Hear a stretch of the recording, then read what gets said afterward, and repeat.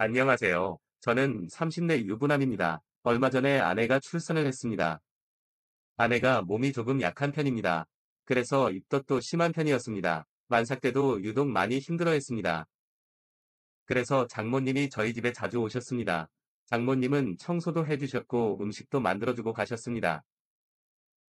덕분에 저는 이전보다 더 잘 먹게 되었죠. 다만, 한 가지 아쉬운 점이 있다면 부부관계를 할 수 없다는 점이었습니다. 임신 중에도 관계가 가능하다고 하지만 아내가 질색을 하더군요. 그리고 항상 피곤해해서 기회가 없기도 했죠. 그러다 보니 아내가 잠이 들면 휴대폰을 들고 화장실로 향했습니다. 그곳에서 혼자 욕구를 풀곤 했지요. 그러다 아내의 출산일이 가까워지자 장모님이 아예 저희 집으로 오셨습니다. 장모님은 정말 열심히 집안일을 해주셨습니다. 덕분에 아내와 둘이 살 때보다 집안이 더욱 깨끗해졌고 먹는 것도 더욱 풍족해졌습니다. 저는 고맙고 죄송한 마음이었습니다. 그래서 매달 장모님께 용돈도 두둑히 챙겨드렸죠. 아내도 장모님과 있으니 엄청 편해하더군요. 장모님은 출산 이후에도 애를 봐주시겠다고 했습니다. 저는 안 그래도 된다고 말을 했지만 아내가 적극 찬성을 하더군요. 결국 매달 얼마씩 돈을 드리기로 하고 장모님이 도와주시기로 결정을 했습니다. 장인어른도 안 계시니 별다른 걸림돌도 없었죠. 장모님은 비싼 조리원도 취소하라고 하시더군요. 하지만 아내는 조리원을 강력하게 원했습니다. 조리원에 대한 기대감이 있는 것 같았습니다. 결국 아내는 조리원에서 2주를 보내기로 했습니다. 그리고 집으로 와서는 장모님이 도와주시기로 했죠. 그렇게 아내의 출산일이 다가왔습니다. 출산 예정일이 다가오자 저는 휴가를 내고 대기했습니다. 그리고 진통이 오기 시작하자마자 병원으로 향했죠. 물론 장모님도 함께 움직였습니다. 하지만 아기가 빨리 나오지를 않더군요.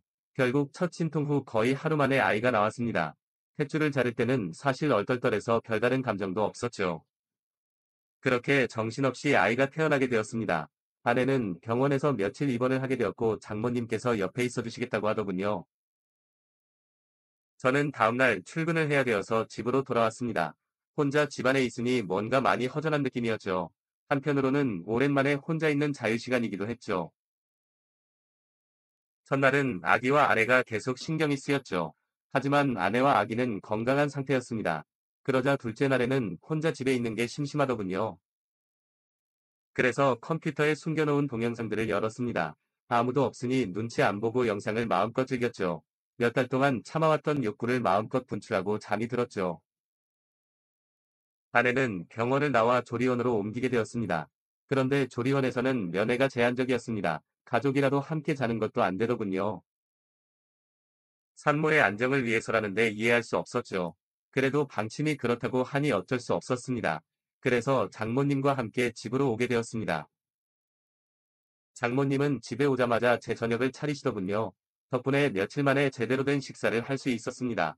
식사 후에는 장모님이 빨래와 청소를 하셨지요. 가만히 있을 수 없어서 옆에서 함께 도와드렸습니다. 빨래도 널고 쓰레기도 버리고 청소기도 돌렸지요. 그랬더니 금방 시간이 갔습니다. 그래도 일찍 집안일을 끝내고 장모님과 마주 앉게 되었습니다. 저는 감사하다는 말을 먼저 드렸고 장모님은 당연히 할 일이라고 괜찮다고 하셨습니다. 장모님과 잠깐 이런저런 대화를 나누었습니다. 그리고 잠을 자려고 누웠더니 뭔가 허전한 기분이었습니다. 문득 성인 영상이나 보고 잘까 싶었습니다. 하지만 장모님이 집에 계셨지요. 어제와 같은 자유는 이제 없었습니다.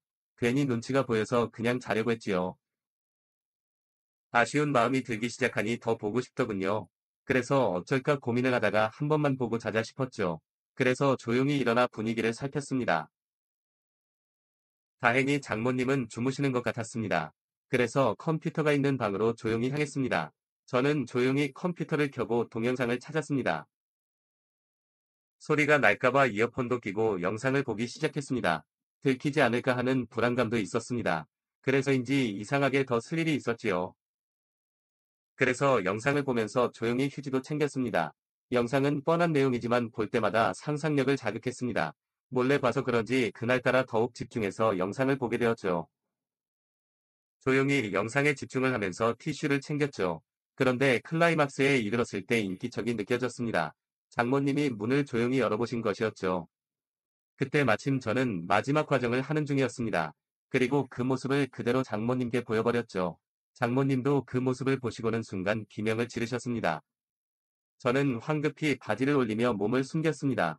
하지만 이미 모든 걸 보여버린 이유였죠. 그 순간에는 식은땀이 흐르더군요. 설마 장모님이 다시 일어나실 줄은 몰랐죠. 문을 잠그지 않은 것도 후회가 되었습니다. 앞으로 장모님을 어떻게 봐야 하나 싶었죠. 다음날 아침에 일찍 일어나 몰래 출근을 할 생각이었습니다. 그런데 장모님이 이미 일어나 계시더군요. 그리고 제게 잠깐 기다리라시며 식사를 차려주셨습니다. 장모님도 제 눈을 똑바로 못 보시더군요. 정신없이 후다닥 밥을 먹고는 출근을 했습니다. 정말 머릿속이 하얗게 변하더군요. 하지만 장모님을 피할 수는 없었죠. 퇴근하고 조리원에서 아이와 아내를 보았습니다. 그리고 장모님을 모시고 집으로 오게 되었죠. 차 안에서 어떤 말도 꺼낼 수 없었는데 장모님이 먼저 말을 꺼내셨습니다. 어제는 너무 놀라서 미안하다는 말을 못했다고 하셨죠. 저는 오히려 제가 죄송하다고 말을 했습니다. 그러자 장모님은 남자가 그럴 수도 있다고 하셨죠. 그러면서 아내와 자주 관계를 하는지 물으시더군요. 저는 솔직히 아내가 저를 거부한 지 제법 되었다고 했습니다. 장모님은 여자가 임신하면 그게 싫을 수 있다며 이해를 좀 해주라고 하셨습니다. 조금 전까지는 어떻게 장모님을 봐야 하나 싶었는데 한번 이야기를 시작하니 술술말이 나오더군요. 은밀한 이야기까지 모두 장모님께 털어놓기 시작했습니다. 그리고 집으로 돌아왔을 때 장모님께서 먼저 술을 꺼내시더군요. 한잔하면서 이야기를 하자고 하셨죠. 장모님은 저의 욕구불만을 이해해 주셨습니다. 그래도 바람을 피지는 말라고 하시더군요. 아내도 몸을 회복하면 관계를 거부하지 않을 거라고 하셨죠. 혹시나 계속 관계를 거부하면 어쩌냐고 말씀드렸더니 요즘은 상담센터도 잘 되어 있으니 상담도 받아보라고 하셨습니다. 리스가 된 부부들이 상담을 많이 받는다고 하시더군요. 참기 힘들면 지금처럼 영상 보면서 풀라고 하시더군요. 원하면 잠깐 자리를 비워주시겠다고도 하셨습니다. 하지만 저는 괜찮다고 말씀드리고는 술을 마셨습니다. 허락을 받았다고 해서 장모님이 있는데 쉽게 할 수 있는 일은 아니었으니까요. 오히려 장모님이 알고 있다 생각하니 더 부끄럽더군요. 담담하게 상담을 받듯 대화를 나누었지만 사실 속으로는 엄청 쑥스러웠습니다. 그리고 어제 봤던 영상들이 자꾸 떠올랐죠. 자연스럽게 장모님과 영상에서 봤던 배우가 겹쳐졌죠. 장모님도 혼자가 되시고 오래 직장 생활을 하신 분입니다. 나이에 비해 관리를 잘 하신 분이었죠. 그래도 영상과 현실은 달랐습니다. 그저 제 마음을 이해해 주신 것만으로도 감사했습니다. 어제의 난감함을 잊고 기분 좋게 술을 마셨습니다. 장모님도 이야기를 꺼내기까지 긴장을 많이 하셨더군요. 어제의 일은 장모님 본인의 실수라고 생각하셨지요. 그래서 이야기를 꺼내기 위해 술까지 꺼낸 것이었죠. 다행히 이야기가 잘 풀리면서 긴장이 풀어졌습니다. 술을 제법 많이 마셨는지 취기가 많이 돌았습니다. 장모님도 자리에서 몸을 제대로 가누지 못하고 있었죠. 술을 오랜만에 마셔서 그런지 조절을 못하신 것이죠. 장모님이 비틀거리며 몇 번이나 쓰러질 뻔 하셨습니다. 저는 장모님을 화장실까지 부축해드렸습니다. 하지만 화장실에서도 몸을 못 가누시더군요. 하위를 제대로 내리지 못한 상태로 변기에 앉으셨죠. 하지만 그대로 다시 옆으로 고꾸라지시더군요. 저는 장모님을 부축해서 변기에 앉혀드리고 옷도 제대로 내려드렸습니다. 민망한 모습을 모두 눈으로 보게 되었죠. 하지만 장모님은 이미 정신이 없으신지 그대로 소변을 보셨습니다. 덕분에 제 손과 옷이 소변에 젖어버렸죠. 장모님도 이미 옷이 다 젖어버렸지요. 그렇다고 혼자 수습을 하실 상황도 아니었지요. 어쩔 수 없이 젖은 옷을 갈아입혀드려야 했죠. 수건으로 대충 닦아드리고 방으로 모시고 갔습니다. 그리고 방에 눕혀드리고 옷도 갈아입혀드렸습니다. 장모님은 거의 기절하듯 잠이 드셨습니다. 한바탕 땀을 빼서 그런지 저도 그대로 쓰러져 버렸죠. 잠깐 쉰다는 게 그대로 기절하듯 잠이 들어버려죠. 그리고 아침에 갑자기 정신이 번쩍 드는 기분이었습니다. 순간 등골이 서늘해지는 기분이었습니다. 제 몸에서 누군가의 체온이 느껴지고 있었습니다. 슬쩍 눈을 떠보니 장모님이었습니다. 제가 옷을 벗어던진 상태로 자고 있더군요. 그리고 장모님도 아래 속옷만 입고 주무시고 있었죠. 그 상태로 장모님과 엉켜서 잠을 자고 있었던 것입니다. 밤에 무슨 일이 있었는지 기억이 나지 않았습니다. 분명 옷을 갈아입히고 재워드린 것은 기억이 나는데 그 이후가 기억이 없었습니다. 왜 장모님과 껴안고 자고 있는지도 생각이 안 났습니다. 그때 장모님도 제 기척에 눈을 뜨시고 있었습니다. 우리는 서로 엄청 크게 놀랐습니다. 하지만 장모님은 저보다 더 기억이 없으셨습니다. 불안하신 표정으로 혹시 무슨 일이 있었는지 물으시더군요. 저는 아무 일도 없었던 것 같다고만 말씀드렸습니다.